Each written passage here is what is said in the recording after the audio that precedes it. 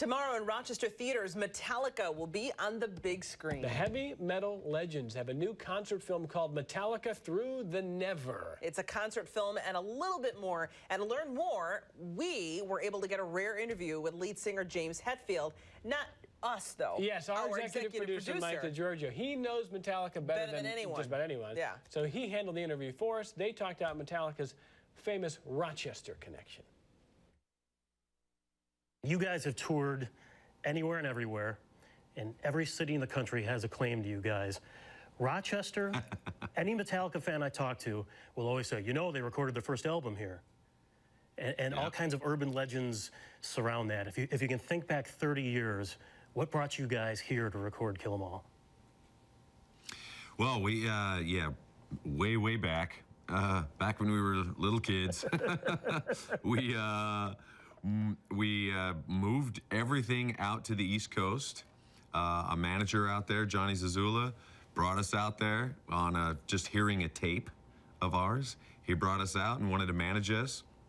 Of course, we jumped at the opportunity, and you know, the Kill 'Em All tape, I guess, No Life Till Leather tape, had been revolving around the underground world, and you know, he gave us the dough to get into our first album, and we went up to Rochester.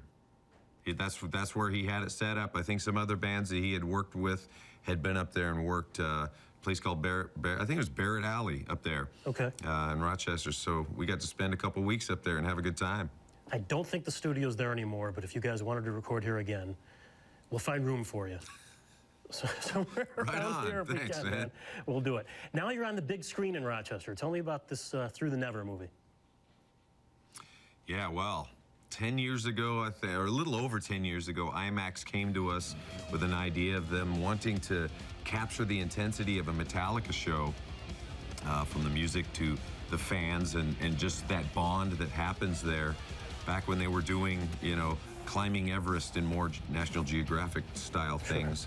For some reason, that didn't come to fruition. It didn't play out in a way, whatever it may be. But lately, been having this other idea of filming a best of concert in 3D, and IMAX joined on with us after we had filmed this thing, and they wanted to take it to another level, which was great. So not only IMAX, but 3D and sonically, for sure, it's the best sounding, best we've ever sounded. I wish we sounded like that all the time.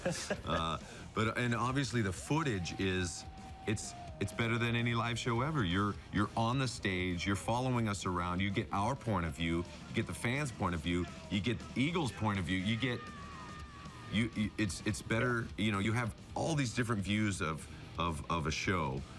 So it is the ultimate fan experience. There's a story there too. I was looking at the trailers. I'm seeing a kid in a van and fire and explosions and some action. Of course there's fire. Yeah. What else is happening? Yeah, well, seeing 3D movies of other bands, live performances, they seem flat after a while. It's kind of all about the technology and getting out there and taking advantage of the 3D-ness to it. We wanted this to have some legs, as it has a story, as well as just documenting our history.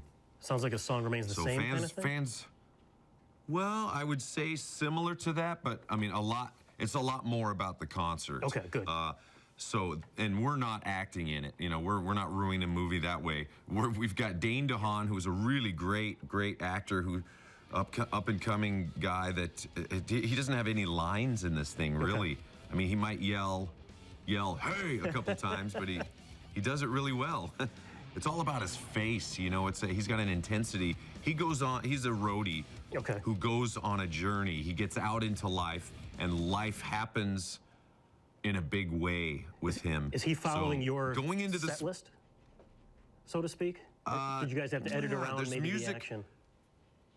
There is music going on the whole time.